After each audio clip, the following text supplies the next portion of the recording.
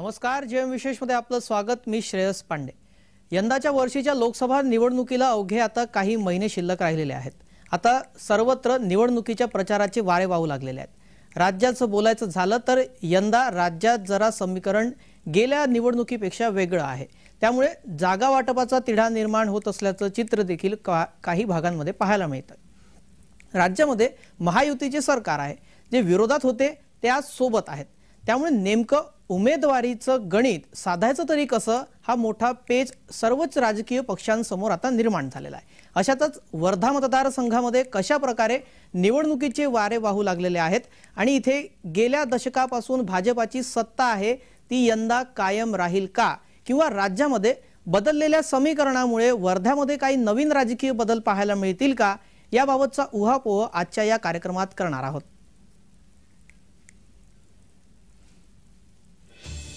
वर्धा लोकसभा मतदार संघ आकाराने जरी लहान असला तरीही विदर्भामध्ये महत्त्वाचा समजला जाणारा लोकसभा मतदारसंघ आहे।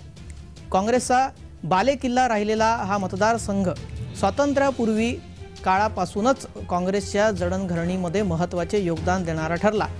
प्रचार सभांची सुरुवात असो अथवा महत्त्वाची आंदोलने पुकारण्यासाठी वर्ध्याच्या सेवाग्राम आणि पवनार या गांधीवादी ऐतिहासिक स्थळांची आठवण अनेक राजकीय पक्षांना होत आलेली आहे। 2024च्या निवडणूक रिंगणामध्ये अनेक संभाव्य उमेदवार बाशिंग बांधून आहेत।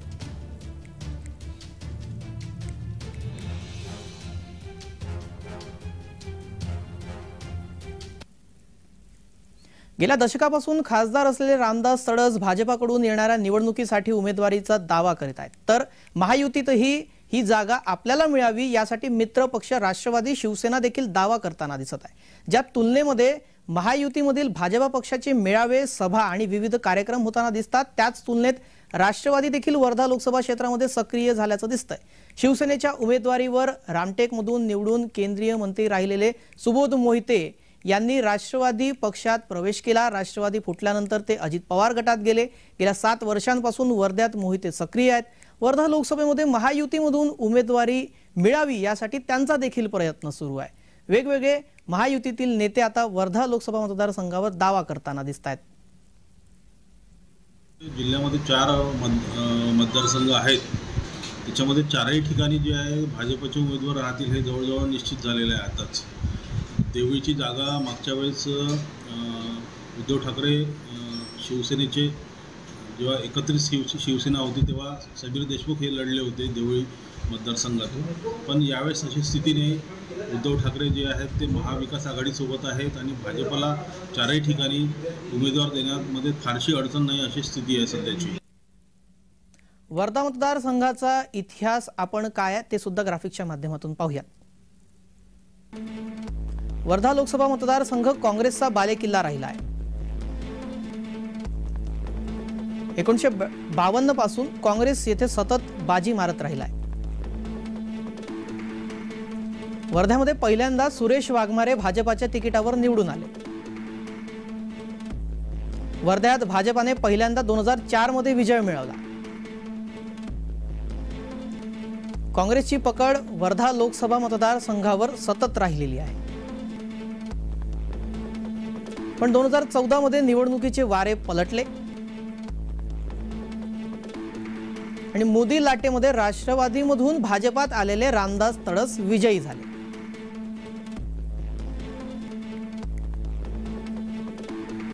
जी मतदारसंघातली वर्धा लोकसभा मतदारसंघातली स्थिती आहे त्याच्यामध्ये भाजप इतर पक्षांपेक्षा वरचढ आहे। म्हणजे महायुतीचा जो उमेदवार राहणार आहे तो भाजपकडून राहणार आहे आणि रामदास तडस हेच उमेदवार राहतील अशी म्हणजे पुरेपूर शक्यता आहे। त्याच्यामध्ये जर इतर राज्यांमध्ये जशी पहिली यादी जाहीर झाली भाजपची आणि त्याच्यामध्ये अनेक खासदारांना, विद्यमान खासदारांना त्यांनी बाजूला सारलं, तसं काही जर झालं तरच नवीन उमेदवार आपल्याला पाहायला मिळू शकतो। पण तशी शक्यता धुसर वाटते। दुसरीकडे महाविकास आघाडी जी आहे त्याच्यामध्ये राष्ट्रवादीला ही जागा जाईल अशी शक्यता वर्तवली जात आहे। कारण असं की माजी मंत्री अमरावतीचे नेते राष्ट्रवादीचे हर्षवर्धन देशमुख यांना शरद पवार यांनी इथली उमेदवारी देऊ केली आहे असं बोललं जात आहे। त्याच्यामुळे काँग्रेसचा दावा जो आहे तो थोडासा कमजोर पडलेला आहे। वर्ध्यामध्ये गेल्या 2 निवडणुका कशा पद्धतीने झाला, कसा सामना होता आणि कुणाचा विजय झाला पाहूयात ग्राफिक्सच्या माध्यमातून। वर्ध्यामध्ये 2014ला रामदास तडस भाजपाचे उमेदवार होते। काँग्रेसकडून माजी खासदार दत्ता मेघे यांचे पुत्र सागर मेघे उमेदवार होते। 2014च्या निवडणुकीत सागर मेघे यांचा पराभव झाला। प्रचंड मताधिक्याने रामदास तडस विजयी झाले। 2019ला भाजपाचे रामदास तडस विरुद्ध काँग्रेसच्या चारुलता टोकस अशी लढत पाहायला मिळाली। चारुलता टोकस माजी खासदार प्रभाराव यांच्या कन्या आहेत। 2019ला चारुलता टोकस यांचा पराभव झाला। रामदास तडस यांना 2,81,741 मते मिळाली। काँग्रेसच्या चारुलता टोकस यांना 1,89,101 मते मिळाली। 92,640 मतांची रामदास तडस यांनी हा विजय मिळवला।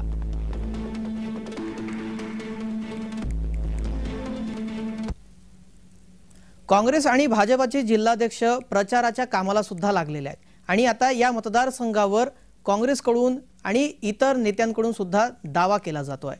दोन्ही पक्षाचे जिल्हाध्यक्ष याबाबत काय दावेदारी करतायत पाहूयात। ज्या विकासात्मक झालेली कामं असतील, सर्वसामान्य जनतेकरता केलेल्या योजना असतील, ह्या घेऊन या विकासाच्या अजेंड्यावर आम्ही ही निवडणूक लढणार आहोत।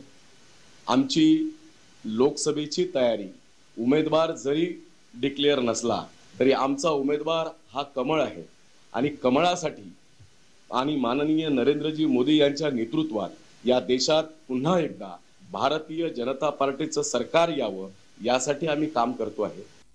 सतत या मतदारसंघावर पहिलेपासून काँग्रेसच लढत असल्यामुळे आणि काँग्रेसचं जिथं वर्चस्व असल्यामुळे ही सीट काँग्रेसलाच मिळणार असं मला वाटतं। आता चर्चा होत राहणार आहे आणि चर्चेच्या अनुषंगानं यावेळेस आम्ही इंडिया आघाडी म्हणून लढत आहोत आणि कुठची कोणची सेटिंग म्हणून कदाचित आमचा तर हे आहे काँग्रेस कार्यकर्त्याचा की ही सीट आम्हालाच मिळाली पाहिजे, पण जर कदाचित नाही मिळाली कुठं कोणत्या यानं तरी आम्ही यावेळेस इंडिया आघाडी म्हणून लढणार आहे आणि आमचं एकच ध्येय आहे का या मोदी सरकारला पराभूत करणे। ज्यावेळेला आपण कोणत्याही एखाद्या मतदारसंघाबाबत बोलत असतो त्यावेळेला त्या मतदारसंघातलं समीकरण समजून घेण्यासाठी त्या मतदारसंघात पक्षीय बलाबल कसं आहे ते पाहणं महत्त्वाचं ठरतं।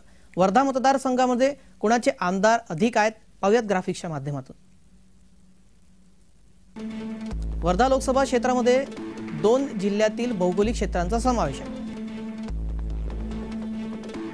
वर्ध्यातील 8 तालुके तर अमरावतीतील चांदूर रेल्वे, धामणगाव, मोर्शी आणि वरुडचा समावेश आहे। एकूण 6 विधानसभा क्षेत्र या जिल्ह्यामध्ये समाविष्ट आहेत। वर्धा, हिंगणघाट आणि आर्वी हे 3 मतदार क्षेत्र भाजपाच्या ताब्यात आहेत। देवळी मतदारसंघ काँग्रेसकडे आहे।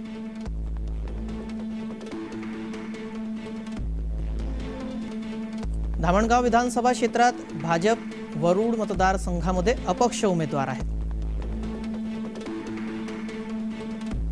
6 पैकी 4 विधानसभा क्षेत्राचं गणित पाहिलं तर तिथं भाजपाने आपली जागा राखली आहे आणि वर्धा लोकसभा क्षेत्रात सध्या भाजपाचा बोलबाला पाहायला मिळतोय। काँग्रेस आपले वर्चस्व विधानसभेत सिद्ध करू शकले नाही।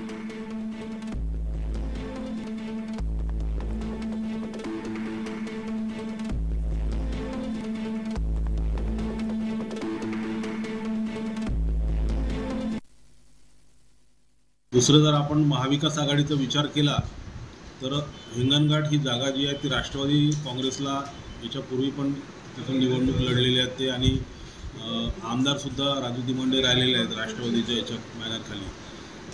त्याच्यानंतर वर्धा देवळी आणि वर्धा देवळी आणि आर्वी अशा 3 ठिकाणी काँग्रेसचा उमेदवार राहील हे जवळजवळ निश्चित आहे।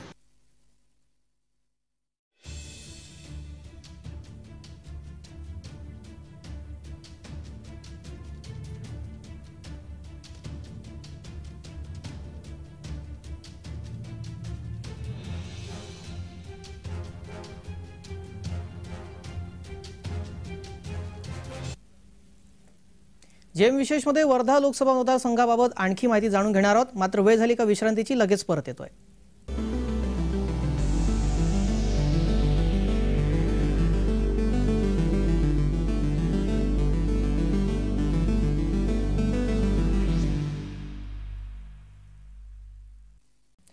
वर्धा लोकसभा मतदारसंघाबाबत आपण चर्चा करत होतो. सध्या वर्ध्यात 1 दशकापासून रामदास तडस हे भाजपाचे खासदार आहेत. असे असले तरीही भाजपाकडून काही वेगवेगळ्या नावाची चर्चा यंदा लोकसभा निवडणुकीसाठी होत आहे. तसेच महायुतीच्या काही नेत्यांच्या नावाची देखील चर्चा आहे. कुणाच्या नावाची चर्चा आहे आणि वर्धा लोकसभा मतदारसंघातून संभाव्य उमेदवार कोण असू शकतात, पाहूयात ग्राफिक्सच्या माध्यमातून. वर्ध्यात महायुतीचे संभाव्य उमेदवारांबद्दल आपण पाहतोय. विद्यमान खासदार रामदास तडस हे संभाव्य उमेदवार असू शकतात, तर माजी आमदार रामदास आंबटकर यांचं सुद्धा नाव चर्चेत आहे.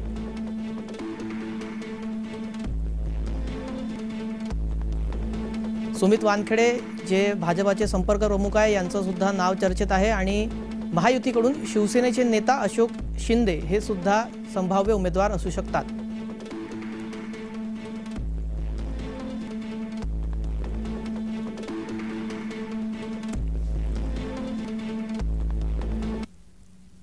दरम्यान इथे महायुतीकडून आता वेगवेगळे दावे आणि प्रतिदावे सुद्धा होताना दिसत आहेत. कारण नेते मंडळी या ठिकाणी आपली उमेदवारीसाठी दावेदारी करत आहेत, कारण त्यांना ही जागा लढायची आहे. महायुतीकडून कोणकोणते नेते वेगवेगळे कशा प्रकारचे दावे करतायत, पाहूयात. या देशाचे यशस्वी प्रधानमंत्री नरेंद्र मोदींनी जे काम केलं ते काम भारतीय जनता पक्षाच्या सर्वसाधारण कार्यकर्त्यांना लोकसभा मतदारसंघातल्या शेवटल्या माणसापर्यंत, गावापर्यंत पोहोचण्याचं काम केलं.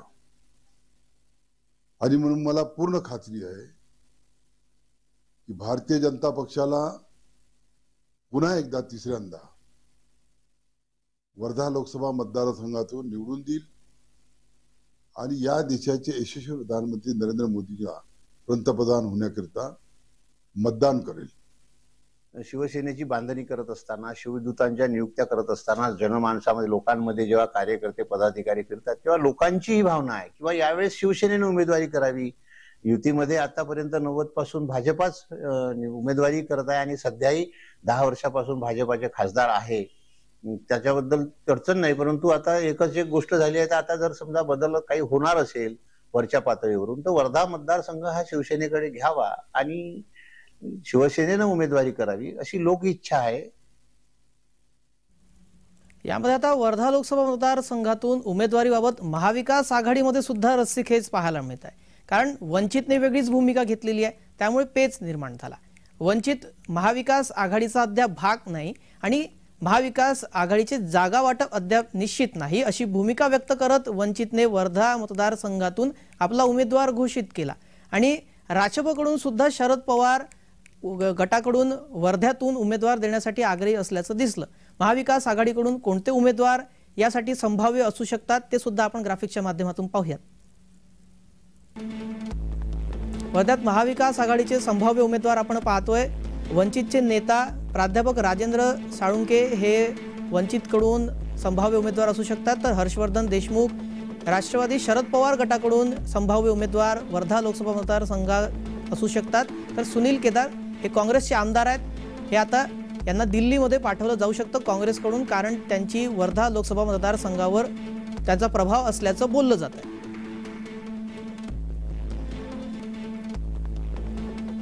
वर्धा जिल्ह्यामध्ये काँग्रेसजवळ मोजकेच नेते आहेत ज्यांचं नाव आहे, म्हणजे विदर्भात आहे, राज्यात ज्यांना ओळखलं जातं. असं नेतृत्व फारसं त्यांच्याकडे उरलेलं नाही. त्याच्यामध्ये नाव घ्यावं लागेल तर आमदार आणि माजी राज्यमंत्री रणजित कांबळे आहेत. 3 वेळा आमदार राहिलेले अमर काळे आहेत. आणि त्याच्यानंतर प्रदेश महिला काँग्रेसच्या प्रदेशाध्यक्ष राहिलेल्या ॲडव्होकेट जारुलता टोकस आहेत. आणि प्रमोद शेंडे जे मोठे नेते होते काँग्रेसचे, त्यांचे चिरंजीव शेखर शेंडे आहेत. यांच्या व्यतिरिक्त फार मोठी नावं त्यांच्याकडे नाही आहेत. आणि अशा स्थितीमध्ये एकतर ज्यांनी आमदारकी लढवली आहे त्यांच्याकडे खासदारकीच्या उमेदवारीची जबाबदारी देणं हा एक पक्षाजवळ पर्याय आहे, किंवा जे उमेदवारी मागून राहिली आहेत आता सध्या त्यांच्यामध्ये जो बेटर असेल त्याला उमेदवारी देणं हा एक पर्याय आहे. एकीकडे आपण पाहिलं महायुतीकडून भाजपाचे रामदास तडस यांनी वर्धा लोकसभा मतदारसंघावर दावा केला आणि महायुतीतलेच नेते अशोक शिंदे यांनी शिवसेनेचे नेते आहेत त्यांनी सुद्धा दावा केला। अशाच प्रकारची दावेदारी आता महाविकास आघाडीच्या नेत्यांकडून होताना सुद्धा दिसत आहे। महाविकास आघाडीचे नेते सुद्धा या ठिकाणी दावा करत आहेत। वंचित असो किंवा काँग्रेस असो सर्वांना वाटते ही जागा आपल्याला मिळावी। महाविकास आघाडीमधले कोणते नेते कशा प्रकारे दावेदारी करतात ते सुद्धा पाहूयात। इंडिया घटक पक्षांच्या माध्यमातून फिरतोय।